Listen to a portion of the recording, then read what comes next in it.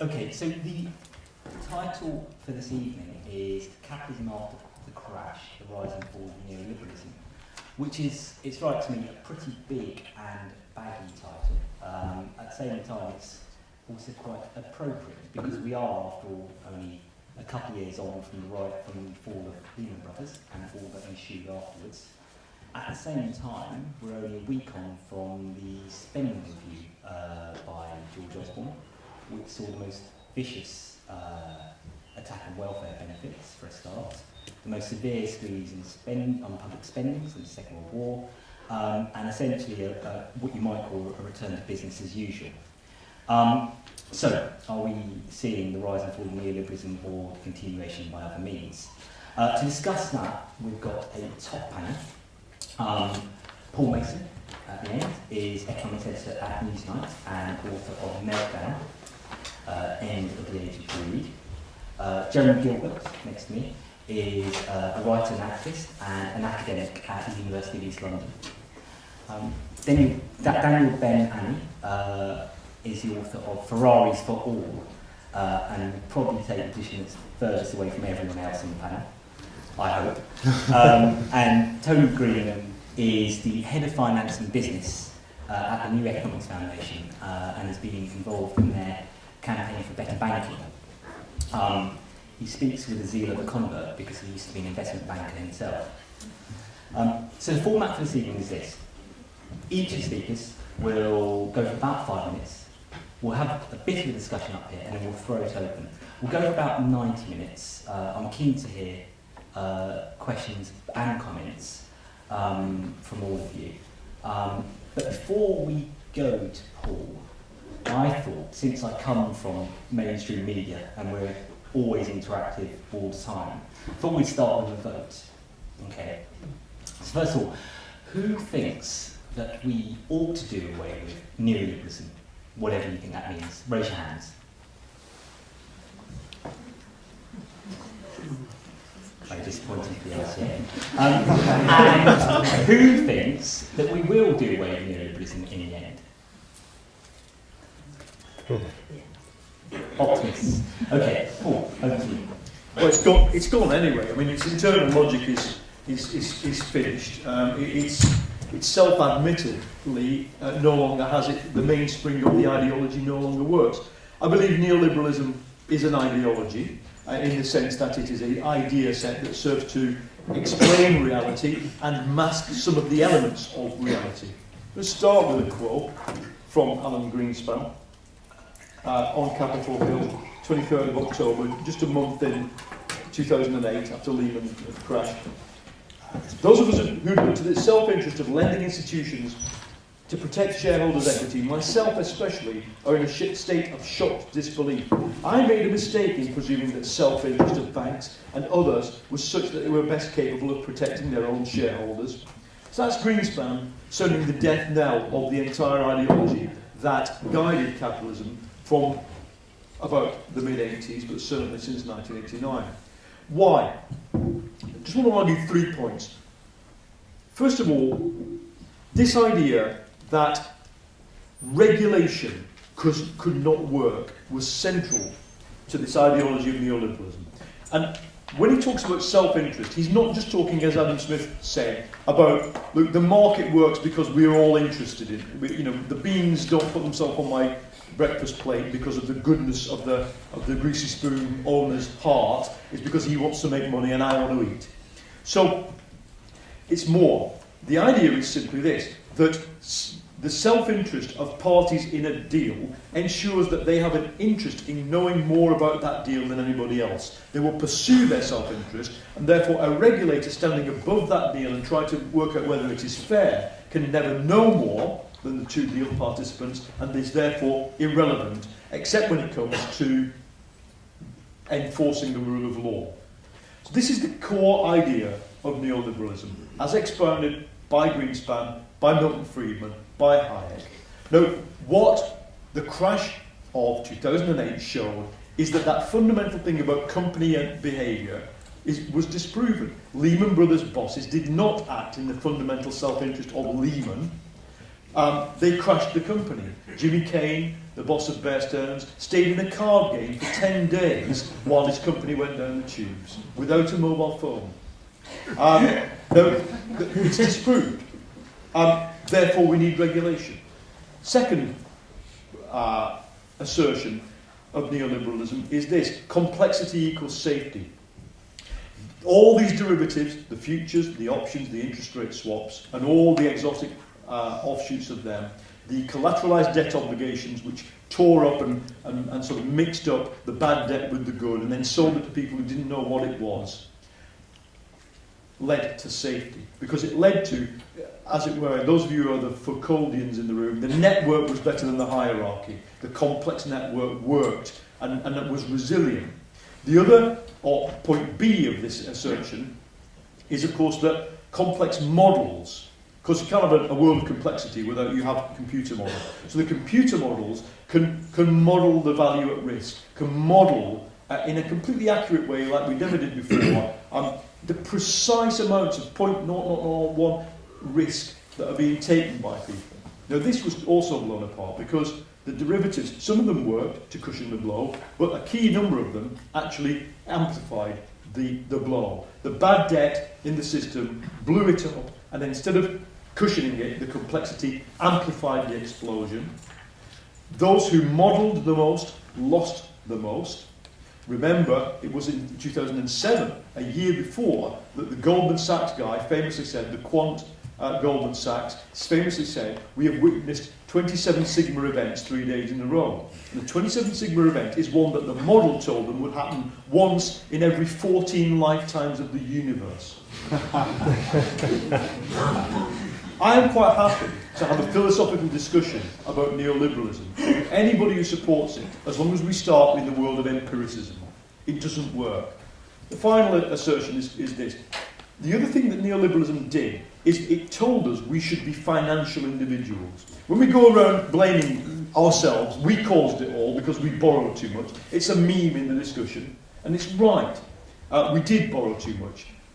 People in poor communities in America borrowed too much. But why? Because an ideology works not from above but from below. We were taught to see ourselves as financial individuals, and that financialization, we were taught to understand our worth as nodes within this financial network. What's my credit score?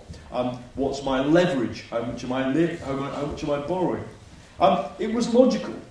You see, if you observe the behaviour of Lehman Brothers, pursue the self-interest, somebody offers you a very cheap mortgage you can never pay back, pursue your self-interest and sign that document. Complexity is good. Take 10 credit cards. Do you know how much you owe? Not really. Does the boss of Lehman Brothers know how much they owe? Not really. The behaviour is completely mirrored at the mass level as it was in the corporate level. But that is also now over, because the key ability to live as, somebody in the Gary, Indiana, where I've just come from, one of the poorest black communities in a developed world, the ability to live relies not on your wages but on your credit. The credit's dried up, you can no longer live that lifestyle. It's gone. And I think it's taking some time to die, it's taking some time to dawn on people, but the whole world of, as it was once put in the famous Simpsons episode, in the Ayn Rand School for Tots, where Maddie gets left by Mrs. Simpson. On the wall there's this poster, helping is futile. Well, I celebrate the fact that the world of that ideology is now over. You want to go straight in? What I'd like from you, Jim, is any sense of where you differ from Paul in particular. I don't differ. I can offer different. I don't differ from Paul politically or substantially. I can offer a different theoretical perspective. A different set of emphases.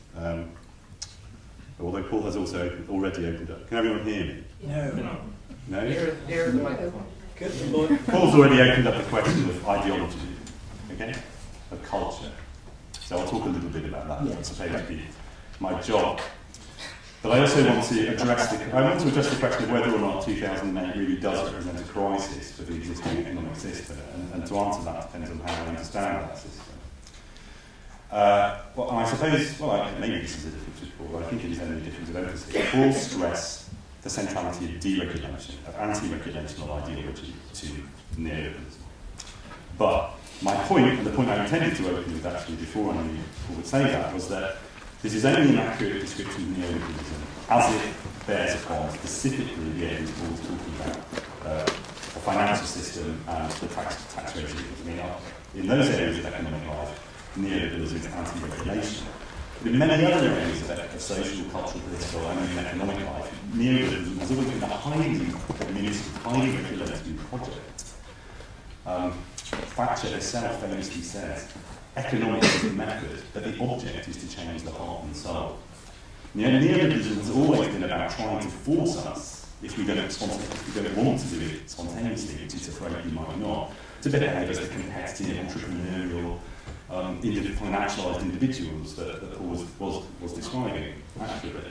And I think this is important because it's an often overlooked difference from classical liberalism. Classical liberalism believes that the natural and spontaneous way for human beings to behave is to behave as competitive entrepreneurs in the market. And maybe not that competitive, actually, it's the transactional entrepreneurs in the market. Neoliberalism, this was a point made by Foucault in the 70s, a brilliant point, is terrified by the possibility that we might not. Neoliberalism emerges after the century of collectivism, after fascism and communism and social democracy. And neoliberalism is terrified by the possibility that if you just let people get on with it, if you just let people go out and behave spontaneously, actually what they will do is they will form collectivities, and collectivities are terrible, collectivities are frightening, and they hold back civilisational progress. So neoliberalism, as I understand it, the regime, was absolutely about deregulation of certain aspects, but it was also about quite heavy kinds of regulation. So you look at things like the programme of public sector, public service reform, imposed more by the Labour government than by the Thatcher government in this country. You see a determined ideological programme to force teachers, students, parents to behave as if education can be treated as a commodity, as if the relationships between teachers and students can be modelled on those of a buy-seller transaction, despite the fact that no one involved wanted that model of the relationship to be imposed. So, now the question is, has this changed? Has this ended? Has this gone? Well, I mean, arguably, it's a highly debatable point, but arguably the agenda of the coalition in this country represents a kind of return to classical liberalism. The civil liberties agenda and the notion of a big society, although it evokes some classically conservative communitarian theories, arguably represents a sort of return to classical liberalism, which really does sort of believe that if you just let people get on with it, if the state just withdraws, then everything will go okay. Whether that's a good thing or a bad thing is another question. I'm not very sympathetic to classical liberalism or to neoliberalism. But I think that it is an interesting point.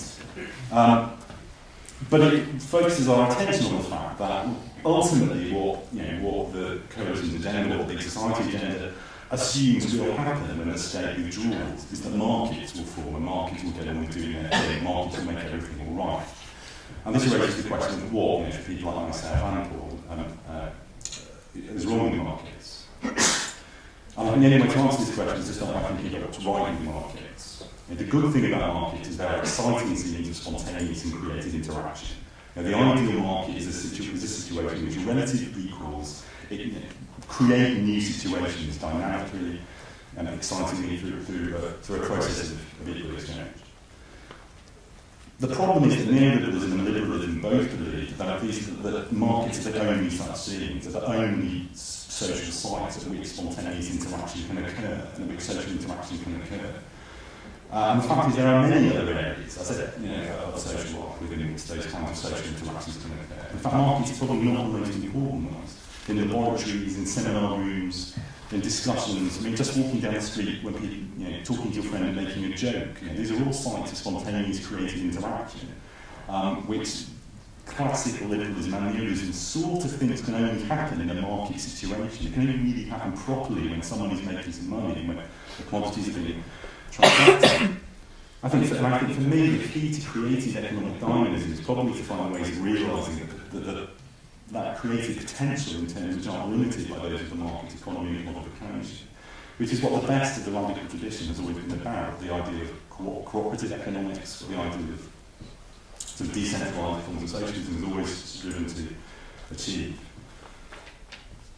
I do think it's an important point worth taking account of. There are all kinds of aspects of contemporary culture, contemporary society, and the contemporary economy that we see that kind of energy at play. You think about the importance of social networking, you think about MySpace in a way that really is posing a massive challenge to the music industry. I mean, much more than the peer-to-peer sites, insofar as it threatens to create situations in which the capacity of human beings to create things and exchange things outside of commodity relations, spontaneously and democratically, is just greater than the power of capital to generate, to accumulate profits on the basis of those interactions. And this is a really, a positive and hopeful sign. It's interesting that the recent film about Facebook, the social network, doesn't mention the single most important event in the history of Facebook, which is the one that really matters, which is the moment it stopped being an invitation-only network, where the desire of millions of people to interact, to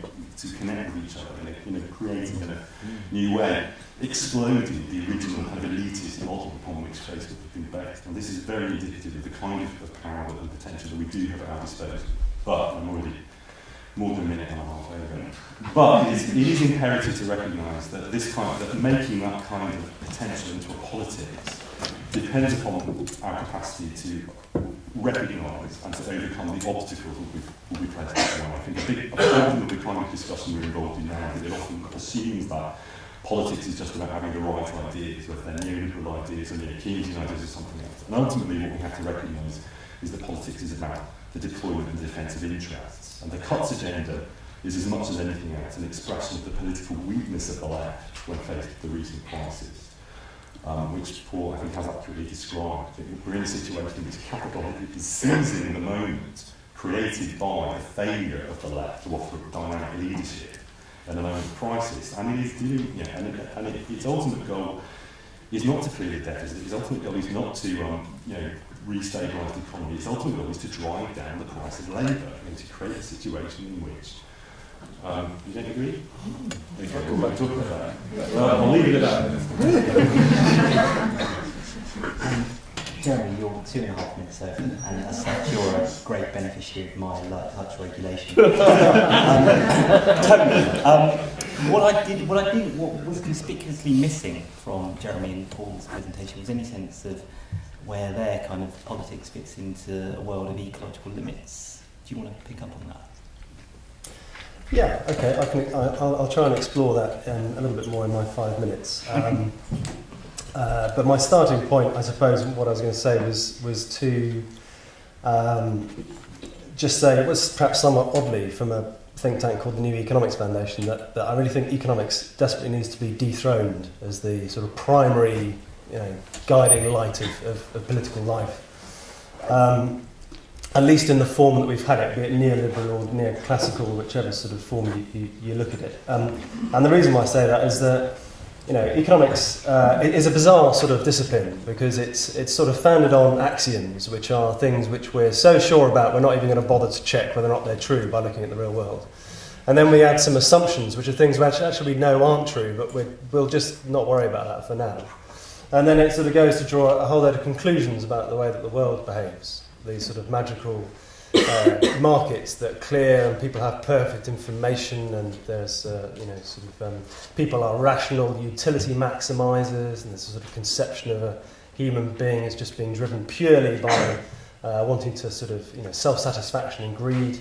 And what we find is that we can look at any single market we want and discover that actually that's not what it looks like in real life. And so we're sort of guided by a science which is almost sort of entirely, every time you test it against empirical evidence, turns out to be completely wrong. Well, not completely wrong. I mean, it's wrong in varying degrees. But I mean, the area in which I think it sort of has been most wrong is the financial sector, which was the sort of poster child really for free market economics, I suppose. But where this sort of why this matters, of course, is that economics. It ends up leaving out so much of what actually matters. And Aditya sort of rightly pointed out one of the things which I would argue it almost entirely leaves out, which really matters, and that is any sense of incorporating natural capital, into its sort of version of capitalism. And when you start doing that, you sort of discover quite alarmingly, really, that we have been living probably through most of the industrial age, to a certain extent, by consuming our natural capital. Now, if you did that in financial terms, you just lived off your capital rather than your income, you would go bust, and every sort of company and household understands that. Even governments understand that sometimes. But the same is equally true. If we consume our natural resources at a faster rate that they can be replenished, or we consume finite resources without doing something really useful with them that will generate future income, then we are going to go ecologically bust at some point in the future. And this sort of omission from classical economics.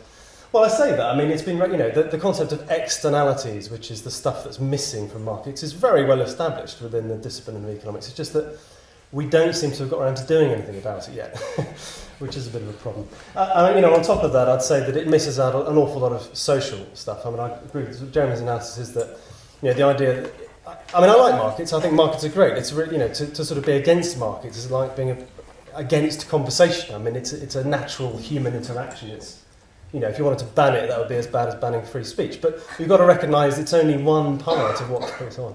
And again, a lot of what we at NEF use the term the core economy, as well as talking about the natural economy. We talk about the core economy. And that's all the stuff that isn't monetised. That's the exchanges that we make as humans that don't involve money changing hands. It's me looking after my kids. It's people volunteering. It's the big society, you could argue. And it's not monetised, and therefore it doesn't matter in our economic system. It doesn't get encouraged. In fact, the more of it that you can actually replace with monetised activity, the better it seems. So if we stop looking after our own kids and we go out to work and pay other people to look after our own kids, GDP goes up, and this all seems to be a huge improvement, even if we're left feeling slightly sad that we're not looking after our kids. But I mean, if we choose to do that, that's fine. But a lot of people feel they're forced to go out to work to pay their mortgage and so on. So I think what I'd argue is that economics is for too long been treated as a science, and actually, we must remember that really it's politics. It's something that markets are designed. They're socially constructed, and that means that when you hear somebody arguing on the basis of economics, there is no alternative. You need to sort of vote them out of office as soon as you possibly can, because of course there's an alternative. Economics is not a value-neutral discipline. It's just all about politics. We need to decide what we want to achieve, and then we use economics tools as sort of things along the way to achieve that. And so things that I would like to achieve are not trashing the planet, having full employment, and trying to focus on increasing people's well-being as well as increasing the money in their pockets, and also having that distributed a bit better through the economy. And if that's where we can go next, post the crash, then I think that would be a bit of an achievement. Daniel. Okay, thanks. Well, there was one thing one on the panel said that I agreed with.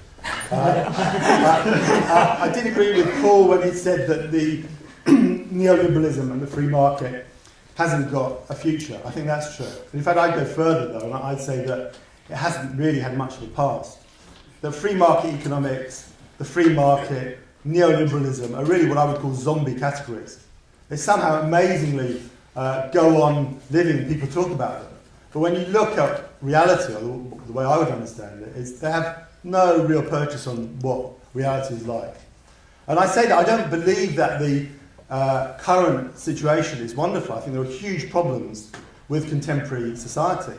But I think that the mainstream outlook we need to contest is precisely the outlook that Tony put forward. I mean, Tony put forward very eloquently, but what he was articulating is the whole idea of limits is absolutely the mainstream view, not a heretical view at all. That's what I think we need to tackle. But in my introduction, in my 5 minutes, what I'm going to talk about is this idea that the free market in neoliberalism doesn't really exist and hasn't really existed since the late 19th century. It's just not true at all. And just to give 3 very brief examples to show what I mean. First of all, I think people should watch YouTube more. Because it's very useful with YouTube, because if you look at Margaret Thatcher's speeches, say from the late 70s, early 80s, or you can also see Milton Friedman and Friedrich Hayek, people mentioned, these free market ideologues on YouTube. You can get a real sense for what they were arguing, and then you can compare it to what David Cameron is arguing today, which I would argue is very different. Not that I like either of them, I detest both sides of the debate, but they are very different, and I think it doesn't do anyone any favours to pretend they're the same. So if you listen to Margaret Thatcher or Milton Friedman, they're very much saying we need to roll back the frontiers of the state, we need a minimal state, we need minimal regulation, as Paul was alluding to, we need to strengthen the power of the individual against the power of the state, very kind of aggressive and ideological. Whereas if you listen to David Cameron, and I read his speech he gave at the CBI quite closely, it's very much more posed in very pragmatic terms. He says it's not really a question of the state or the individual, it's really a question of pragmatically working out how much of a role the state can play in society. We don't really want to make cuts, we don't like making cuts, of course we are going to make them, or we're going to hurt lots of people, but we don't like doing it, we're doing it because we need to balance the books. So it's a very much more technocratic kind of approach, which doesn't mean it's nice, doesn't mean it's not going to hurt people, but I would argue it's very, very different to, say, Margaret Thatcher's approach.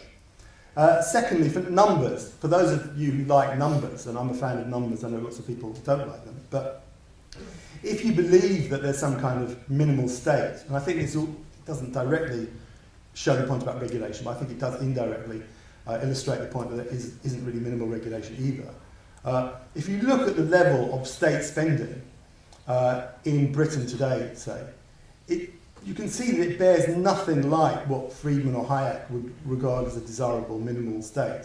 For them, they just want a bit of law and order and a bit of infrastructure, and that's about it. State spending in Britain in 2007, before the crisis hit, was at mid-30s% as a proportion of GDP. It's gone up now, because of all the fiscal stimulus and everything, it's gone up now to about 45% of GDP, even though mid-30s is pretty high, but 45% is much higher.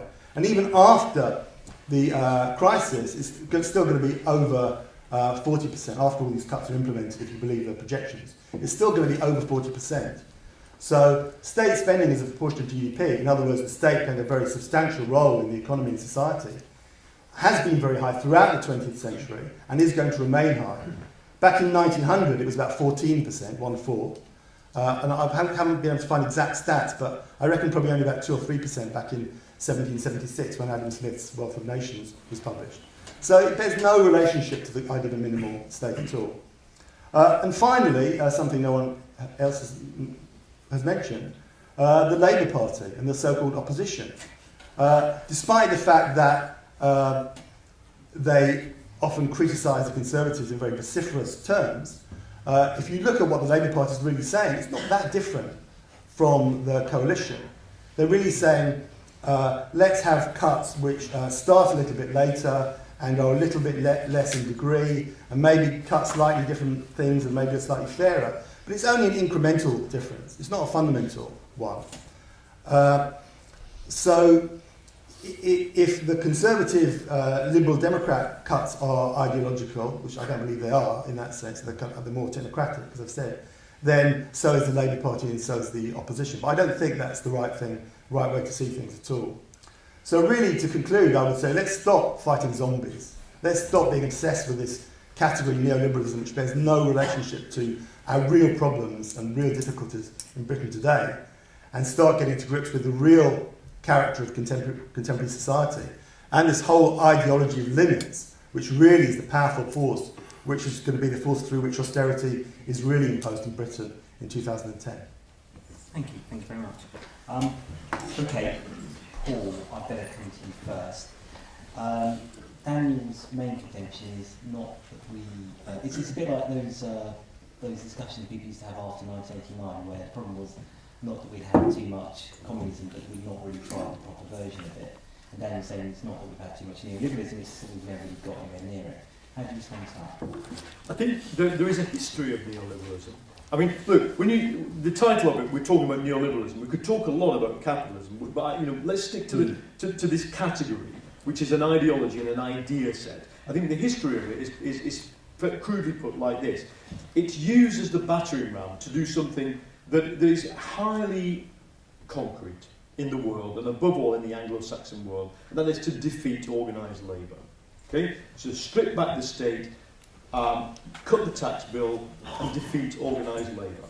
But that having been done, they had to decide what they wanted to put in its place. And I think I in the book say, around about 1992, there is a bifurcation people started to realise that having, that really there had to be some kind of, as it were, moral and social purpose to capitalism, and you couldn't just go around saying there's no such thing as society, or well, you had to come forward with something positive. And I think that the third way is the product of that. So the humanising product on an essentially free market kind of capitalism is the third way. So Clinton, Blair, Schroeder come forward with this set of ideas.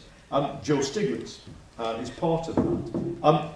And this is my argument, and so in a way I kind of slightly agree with you, that what, if you look at Britain, for example, what you then get is a benign state that delivers the products of taxing the banking sector, the dynamic sector in the economy, down to a bunch of communities that are effectively dependent on benefits and will never escape that because there's no economic model to allow them to do it.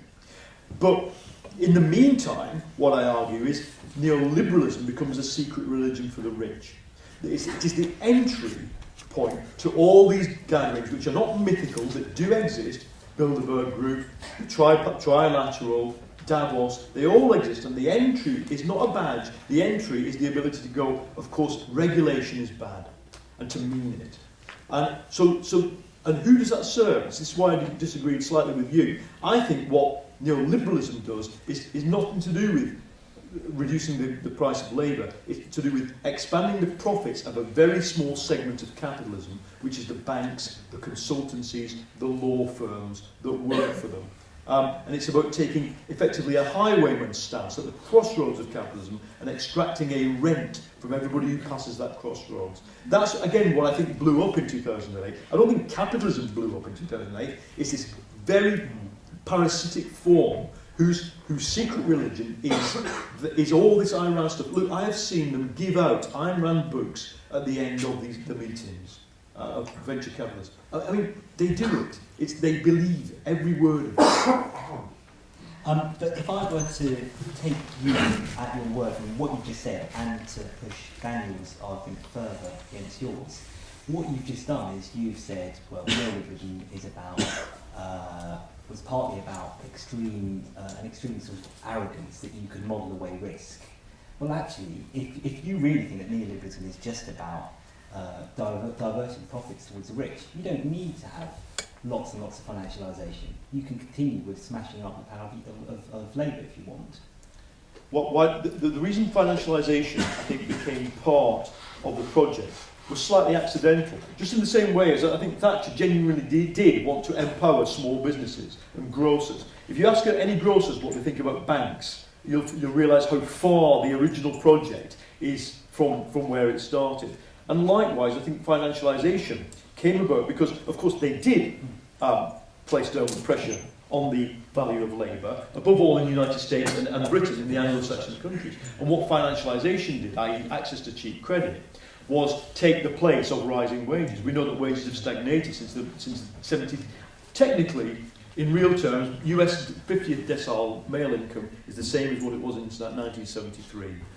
The median income in America is the same as what it was. It's lower than what it was, 5% lower than what it was in 1999.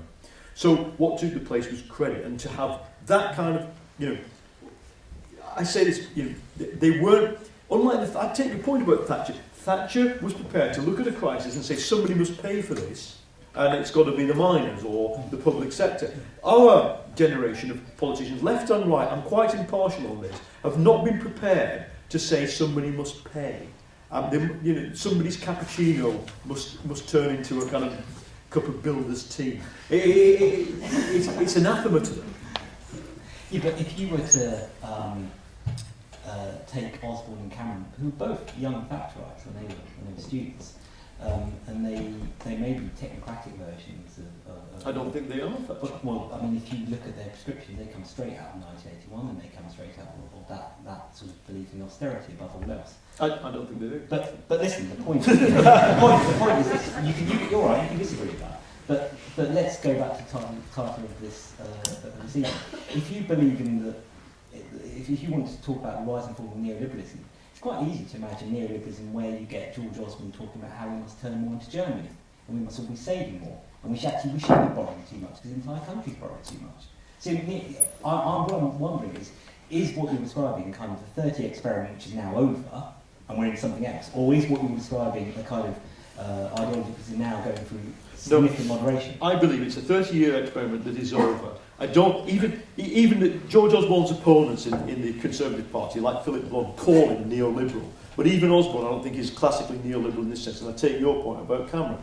They are different. Their project is different because they don't have anybody to defeat in this sense. They don't have the miners. So I would just say, you know, it is a 30-year project that was over. It was a reflection of the kind of capitalism that was built.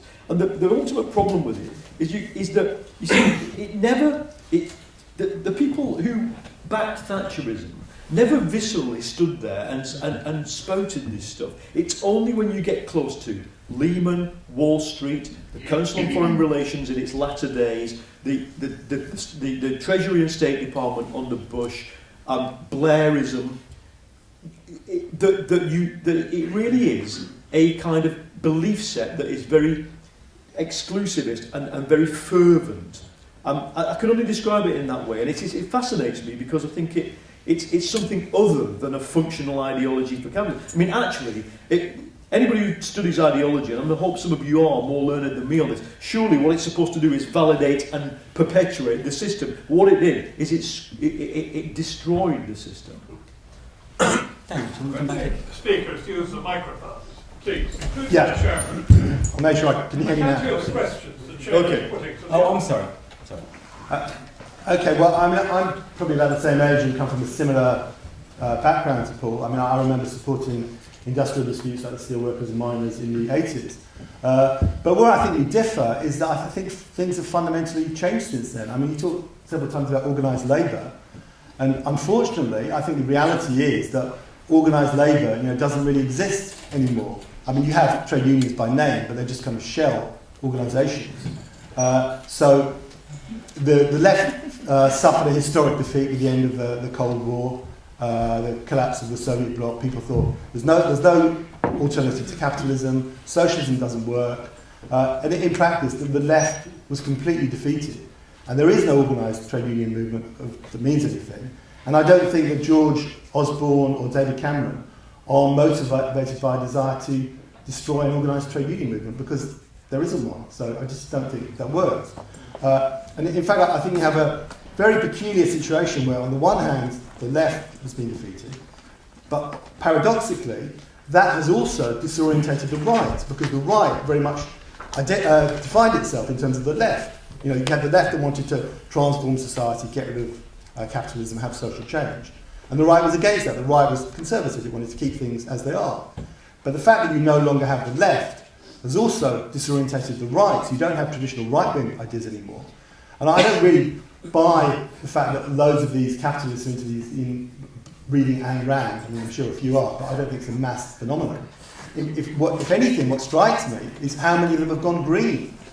That's what really strikes me. All of these kind of billionaire anti-capitalist greens, like George Soros, who's funding a bigger version of the New Economics Foundation called the Institute for New Economic Thinking, Richard Branson, Al Gore. People talk a lot about Al Gore, I forget he's a billionaire. And I could give lots and lots more examples, and you can see that in lots of ways, that businesses are now talking about profit's not the only thing, we've got to be ethical, we've got to be responsible, we've got to be concerned about corporate governance.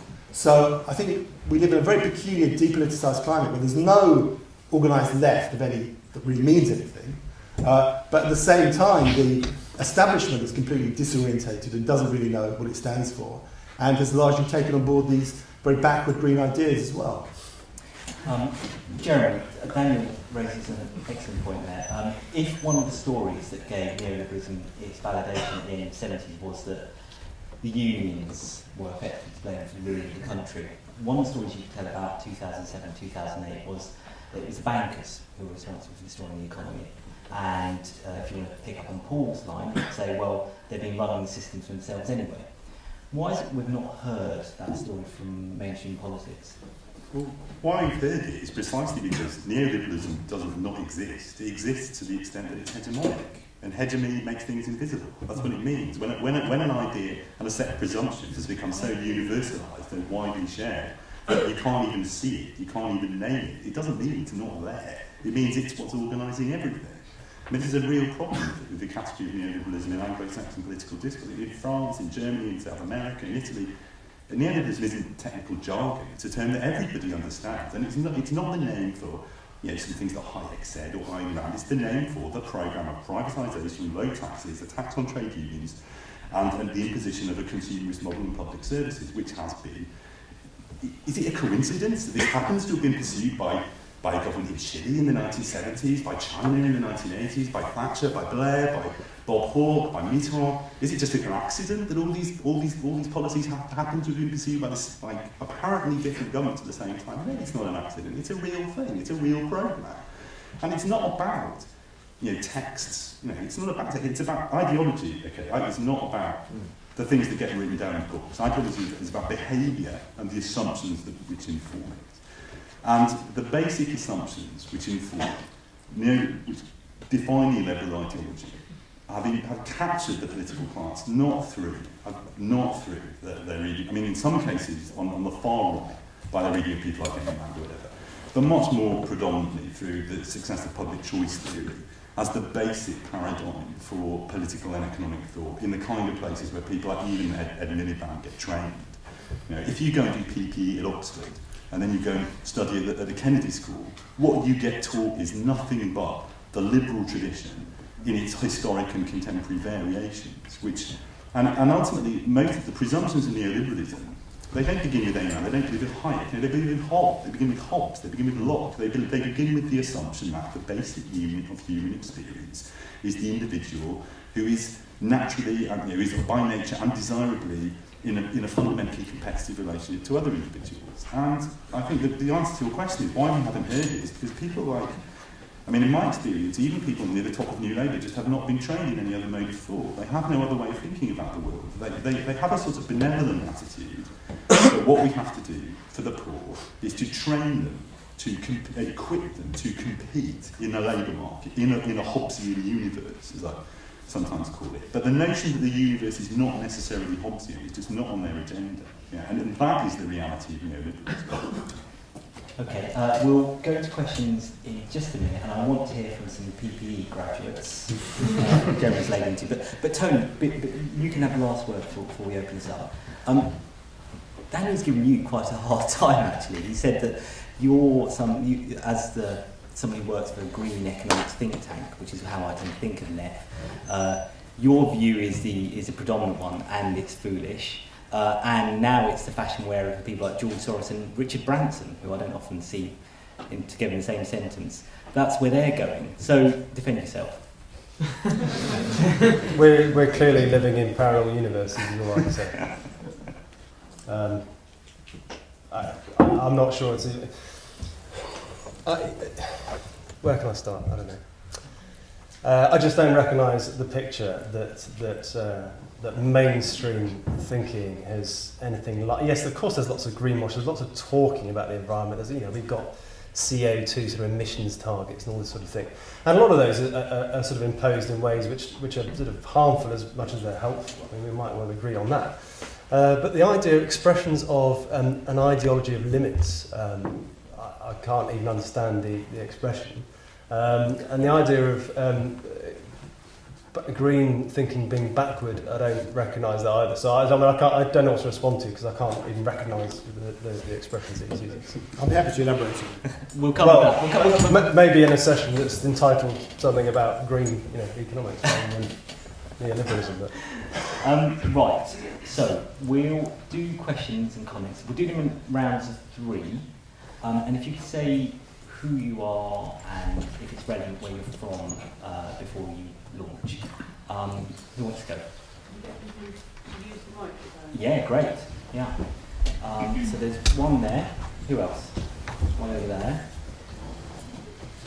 And one there. Okay. You can start with the gentleman in the middle. This is a short one. Would you agree? Who are you? Well, Michael Tyler. Would the panel agree that the basic rules of the game according to which business and banking and finance are run haven't changed. The rules that existed at the time that Lehman and Bear Stearns collapsed and the whole thing went to hell in a handbasket for a while, those rules of the game haven't changed, I suggest, in any fundamental way. Minor tweaking, yes, banks are going to have slightly larger reserves in relation to the amount of business they do.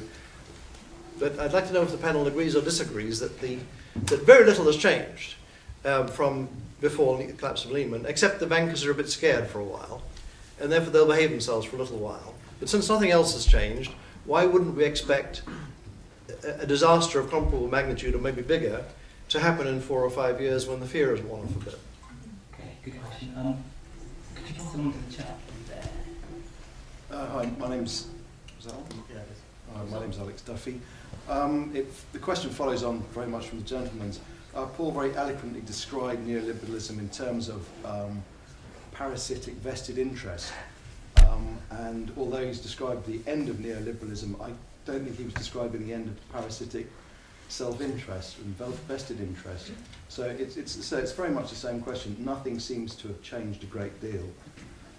And as a result of that, where does the panel see things in 3, 4, 5 years?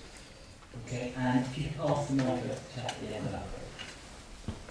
Hi, Gary Fong, can you hear me? Can anyone hear me? Not switched on. It is on.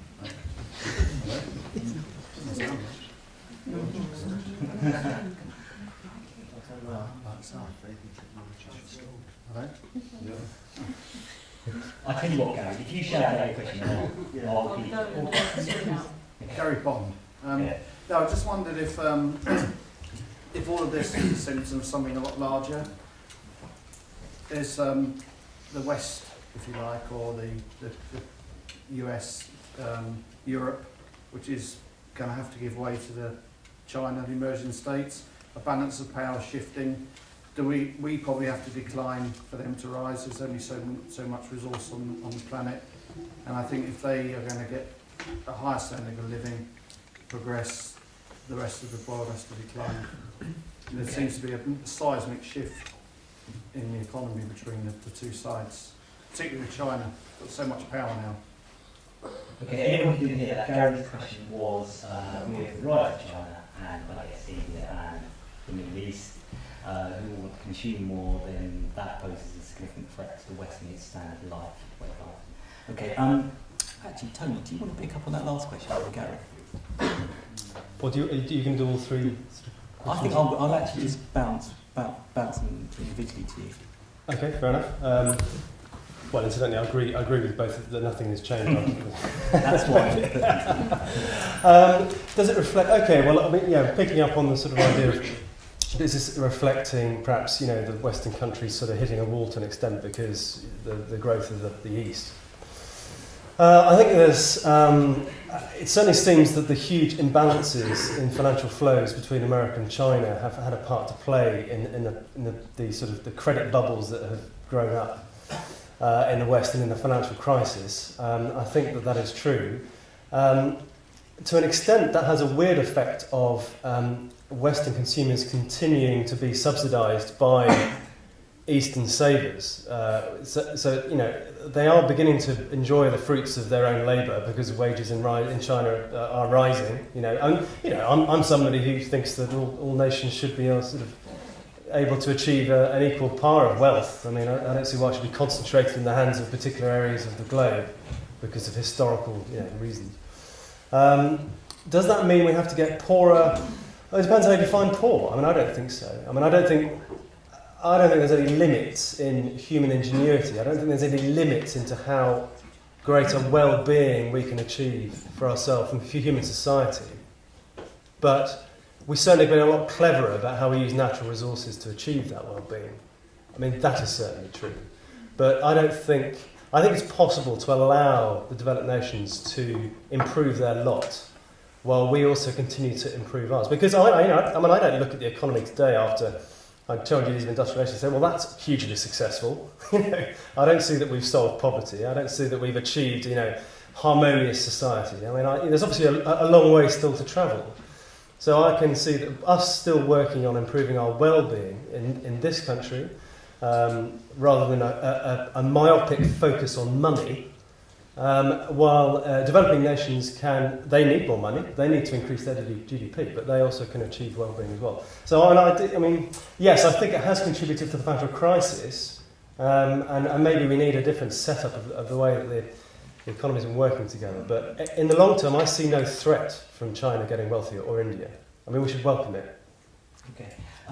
Paul, can you pick up on, is it Michael's question, which is that when we talk about the end of neoliberalism, we seem to be seeing business as usual.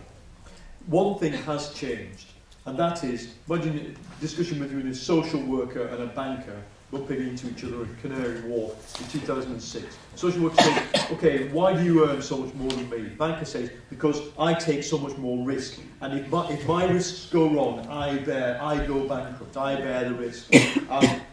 Fast forward to now, it's just not true, and the bankers know it. The social worker is the person who's taking the risk as the taxpayer, and what is more, it is the social worker and their clients who are now about to suffer in a way that the bankers are not. Now, the bankers are not stupid. They know that now, and you can read Andy Haldane in the Bank of England's paper about this, they know that there is now an explicit guarantee underwriting the whole of banking, which means what? It means the capitalist rationale for the high return has gone. Now, this is why you get Mervyn King standing up this week saying, let's do some blue sky thinking, maybe we should abolish fractional reserve banking as we know it. This has changed. Why? Because the capitalist state, if the capitalist state were flushed with money and could go on doing the various schemes it likes to do, we wouldn't be having this debate, but it is now, in some cases, on the verge of bankruptcy and must find new sources of money. And they will go to the banking sector for that money, although it will take them quite a long while, and it will be a struggle. Banking sector is fighting back. But I just think that I realise now that my definition of neoliberalism is narrower than yours, and I accept your one is probably valid in its wider sense. I still want to talk about this. Do you accept that neoliberalism, my definition, wants to lower the price of labour? Well, no. Given that wages have gone down, as you said, that it does that by attacking. I don't think that's why, but I think this fundamental thing is this idea of enriching a banking elite. That's what I think, and I think that's now broken, and it's dysfunctional. That's what I'm saying, and that's what I. That's to your question. That is what has changed. Okay, Jeremy. I think that takes us into the realm of vested interests. Paul was saying that the justification for bankers' bonuses has gone away. Most bankers are in for quite a big bonus round if the reports of BP. Speak into the microphone. That's true, yeah. And I'm going to keep saying that somewhere down the line, those bonuses come from. Excuse me, I didn't understand a word you said in the question. Okay, so I was picking up on Alex's question. But you're speaking away. Speak to the microphone or take the microphone Tell me the nearer to question. yourself. Okay. Slow on to the microphone, please. Thank you. Sound against my family. So the question is that if you believe that the justification for banks' bonuses has gone away, then why is it that bankers are still in for a record bonus season? So this is the question about vested interests still remaining enthroned. Well, I mean, I think that's a very good.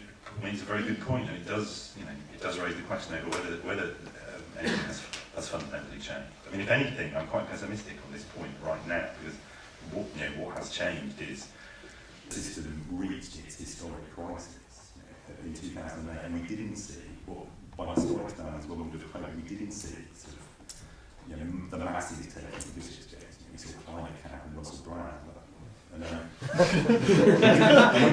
And Gordon Brown didn't do what he should have done, what he could have done, which is to come up with overall Churchill, and it was the only public role he could have played successfully.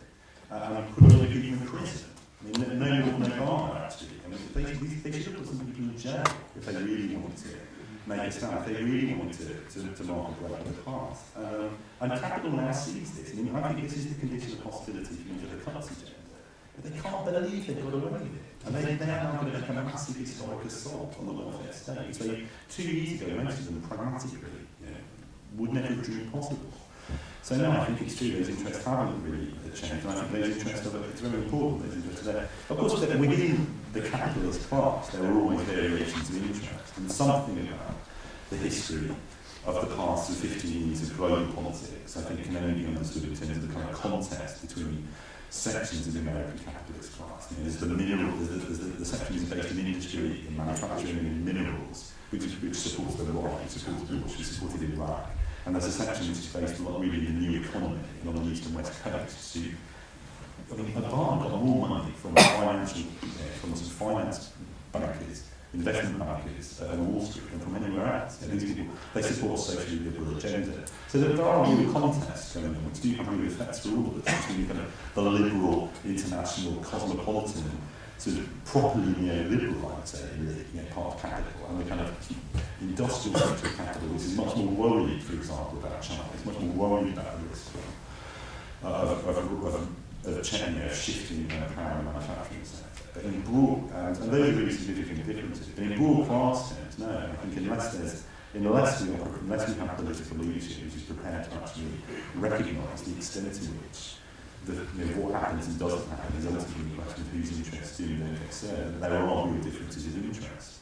Then I think will fundamentally change. And that's why Obama's failed if he thought that he could treat the creation of the healthcare system as if it was a community organising relational meeting. We would sit down with the insurance companies, we would sit down, his opponents, and he would charm them into agreeing to handing over all this power that they've accumulated over the past decades. And it was never going to work like that. And until we have a leadership that recognises that's how politics works, which is what Thatcher recognised, which is what the neoliberals recognised in their heroic days, we're not going to get it.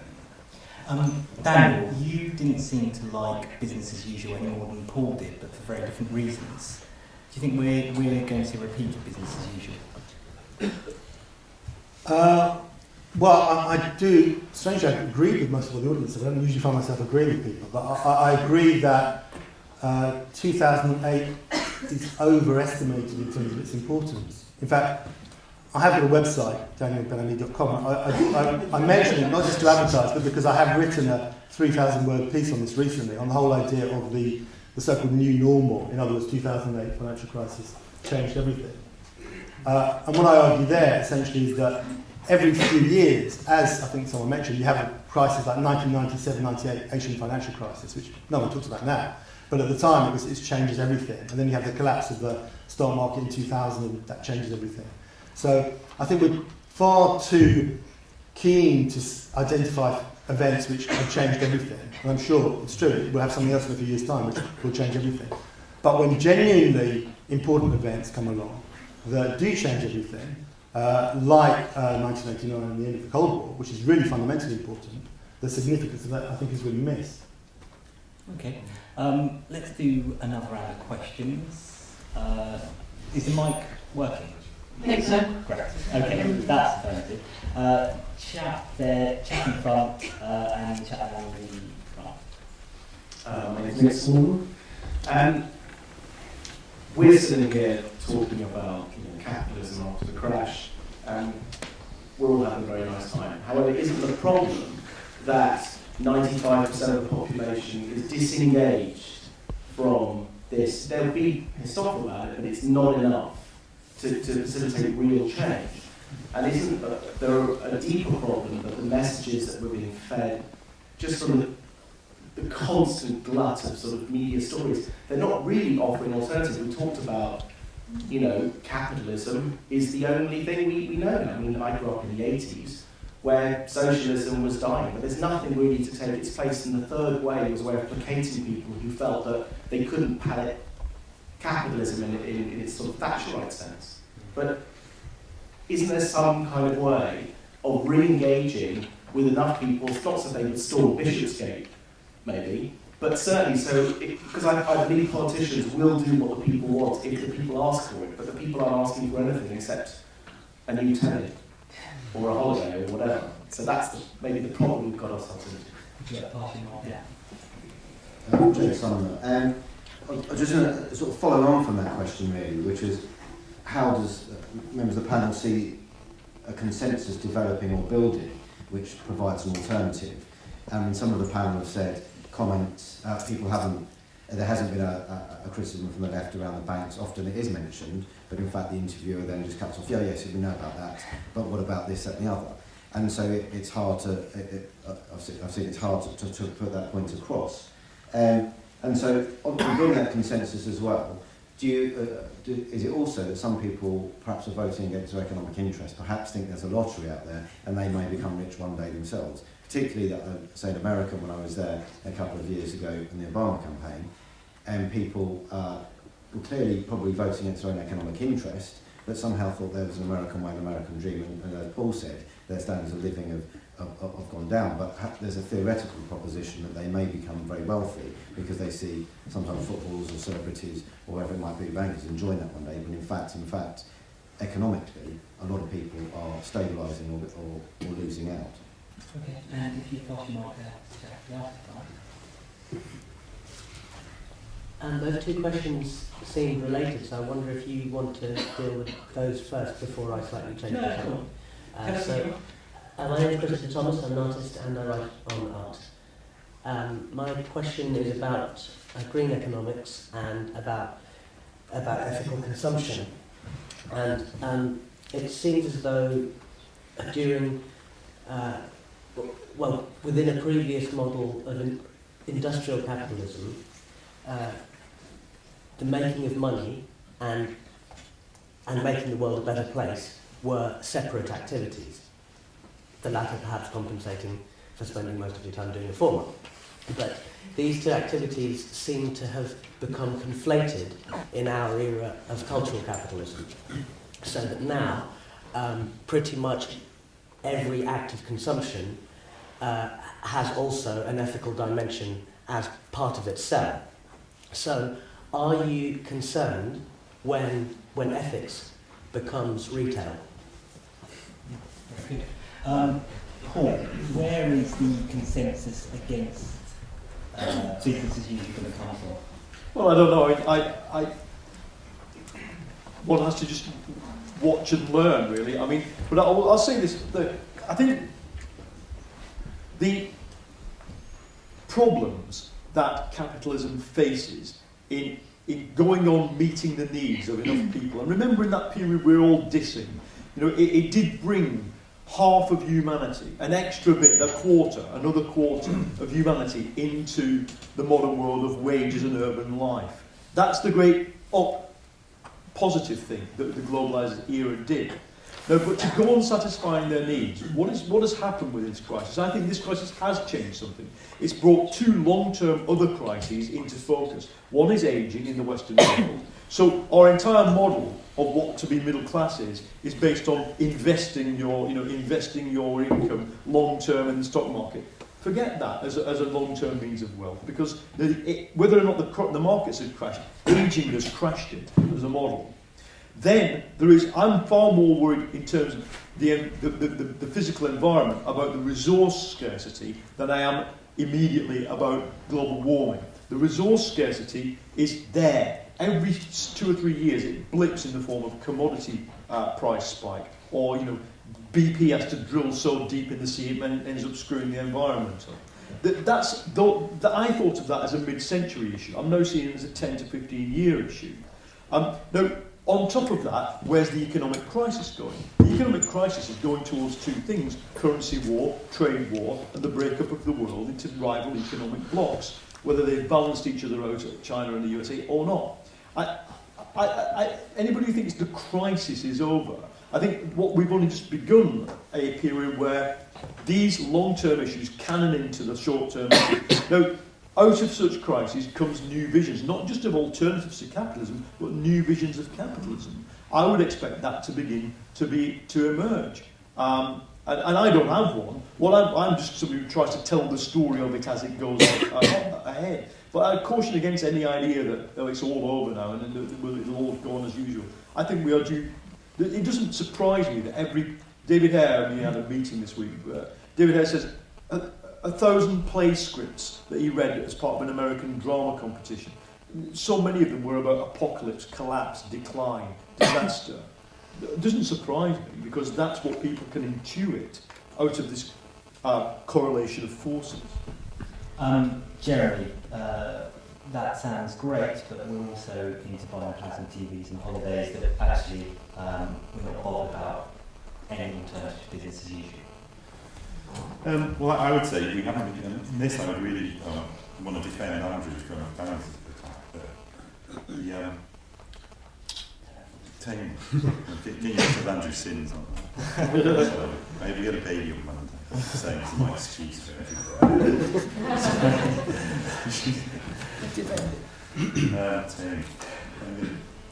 Look, I think this is true, but this is what's happened. What's integral to the neoliberal regime is that you don't get given any other option. You don't get given. I always say to students, and see this resonates very powerfully. They recognise this. You know, the one choice you don't get under neoliberalism is the choice to belong to a meaningful democratic community, a participative society. That's the choice you don't get. You get a choice of all other kinds of choices. You don't get that. And if you, the minute you ask for it, you get hammered. I think there are all kinds of signs of desire for other things. Like I think the popularity of social networking. I mean, one of my favourite kind of illustrations of the way neoliberal ideology works is Big Brother. Big Brother is the people who make Big Brother are absolutely neoliberal ideologues. I mean, they are hostile. They think that the world is nasty, like it's nasty, brutish, and short, and that is what you need to show.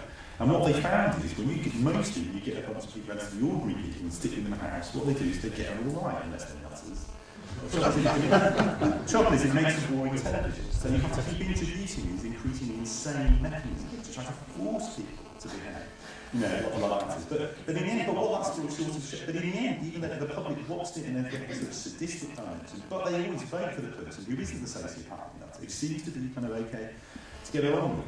And I think all of this is indicative extent to extent. There is, in contemporary culture, in its cosmopolitanism, in the popularity of anything that looks a bit interactive, in the popularity of the importance of peer-to-peer file sharing, all these kind of little things, that there is another set of desires. There is a desire for real meaningful participation, for egalitarian relationships, for creative opportunities.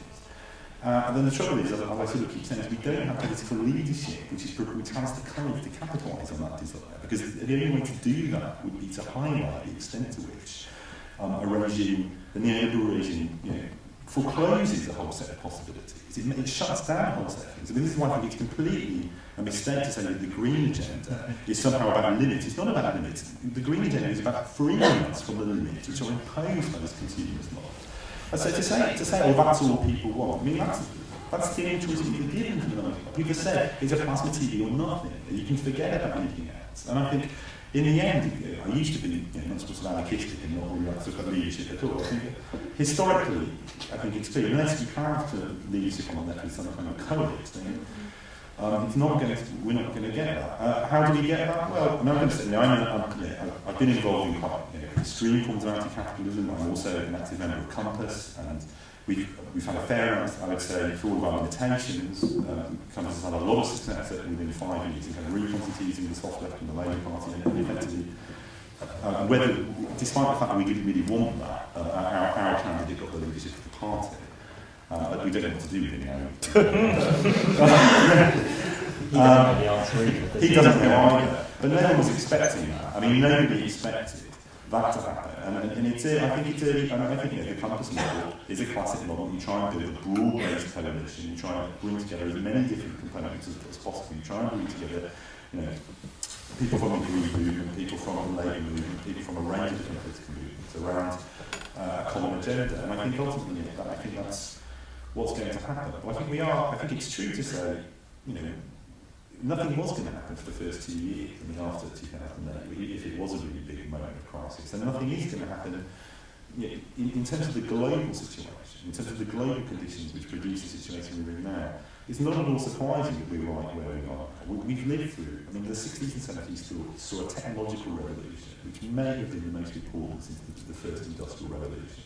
And historically, technological revolutions always initially benefit the people who already have power. They're the people who can use the technologies the most effectively, and they have used them to shift production to parts of the world where labour is much cheaper, and to keep the rest of us quiet while suppressing our wages by giving us cheap credit, cheap TVs. They were always going to do that in the first 30 years, and it was always going to look like this. I think it's going to be. It was always going to take some time to formulate radical alternatives which take account of that new paradigm, and I think we are beginning to see the signs of that. We've been synthesised with that with things like Seattle, with things like the social forum movement, with things like even the resurgence of some kind of aspirational left politics, Barnum and Ed getting the leadership. But it's always going to take time. Daniel and Tony, I'd like you both to respond to Krista's excellent question. We're in an era of green economics, but green economics is merely green consumerism. Daniel, you go first. Green economics, green consumerism is part of it, but I think it's much broader than that. Maybe to answer it in terms of limits. For a start, limits is not my kind of label for it. If you read, say, Tim Jackson's book, he's related to the New Economics Foundation, or Jonathan Porritt, all these people, they use the language of limits, so this is not me posing the idea of limits on them. And what they mean by limits, and this I would say is the essence of green economics, is not just challenges, because obviously we do face challenges. What they mean by limits is either insuperable barriers, barriers we can't overcome, or alternatively, if we do try to overcome them, we're going to cause all sorts of problems. That's what they mean by limits. And limits is often discussed in environmental terms, in terms of if we grow too much, if we're too prosperous, we'll damage the environment. But it's also discussed in social terms. So, for example, happiness. If you grow too much, then you won't be happy, you'll be miserable, or maybe even make you mentally ill and you'll have affluenza. Or there's the discussion also of the moral limits to growth. In other words, growth just makes us greedy, and it means that we want all these terrible things like flat screen televisions, and how could we possibly want flat screen televisions? And also there's a redefinition of prosperity. So in this definition, prosperity is not about all this material stuff. No, it's much more about having Birkenstock sandals and eating Dutch original biscuits and all this kind of stuff. It's not the dirty consumerist stuff. And this is the form that austerity is going to take in Britain, which is why it's staggering these people have missed it. The form austerity is going to take, the government will say to people, yeah, of course we'd like to have growth, we'd like to have prosperity, but the planet can't stand it, the environment can't stand it. And you say you want prosperity, but you should work 3 days a week rather than 5. Of course, you'll only be paid a part-time income, but you should work 3 days a week instead of 5. And if you do aspire to have these things like colour televisions or plasma televisions, then you're greedy anyway. And this is a very powerful ideology, because when the idea is so strong that growth won't bring you happiness, growth will make you greedy, prosperity will damage the planet, when those ideas are so strong, then you can't really resist austerity. So my strategy for resisting austerity is to say, first of all, we have to challenge these really poisonous ideas that stigmatise growth and prosperity. It's put in a humanistic form. We're really humanistic and we're moving away from grubby materialism. But it's absolutely, completely reactionary. Maybe just to finish with one example. Tony, in a very cavalier way, said, what has the last 200 years of economic growth brought to us, to humanity? Well, for one thing, the average life expectancy in the world has increased from about 30 in 1800, when the modern period of economic growth started, to 67 in 2000. That is pretty considerable. The average human lifespan in the period of modern economic growth has more than doubled. And in line with that, human welfare has increased enormously. But in a completely cavalier way, this is dismissed, and we're told, no, don't worry about material things, worry about higher things like Birkenstock sandals and Dutch original biscuits and all this kind of stuff. Well, I would say that, no, abolishing scarcity, making sure everyone has enough, is fundamental to human flourishing, fundamental to us having the good life. It's not the only thing, but it's absolutely central to us really achieving our full humanity. Tony, you get the last word. Yeah, well, thankfully, after that ludicrous caricaturing and complete bunch of nonsense from my left, finally came blatantly an understanding of what green economics is actually about. It is making sure that everybody has enough. But it's also understanding scientifically what the resources are we have at our disposal to make sure that we do have enough, all of us shared. And to suggest, I didn't dismiss the achievements of capitalism over 200 years. I just said, I don't think this is an end point. I don't look at this as society today and say, well, that is really successful. I think we've still got a long way to go. Well, I mean, I think I'm happy to leave it there, because I think actually the end point of abolishing scarcity Yeah, I mean, I would agree that abolishing scarcity in the sense of making sure that every human on the planet has enough to satisfy their basic needs, but also we continue to... There is no limit to human ingenuity. You know? The only thing that's limited is we've got one planet to achieve the best standard of living we can possibly achieve for everybody. And that's what green economics aims to achieve. Our NEF's sort of tagline is economics as if people and the planet mattered. I mean, I'm sorry that you're scared of that and you see greens under the bed, but I think that's sort of fairly straightforward and not particularly scary and what we should be doing anyway. I think they're above a bit. Right. Listen, let's repeat the exercise with which we began. Let's do the vote again. Who here thinks that we should do away with neoliberalism? That's an increase. Who here thinks that we will do away with neoliberalism? That's still very pessimistic. I should say that Paul Mason will be signing copies of his book in the bookstore after this is over, but please do give your thanks to members of the panel.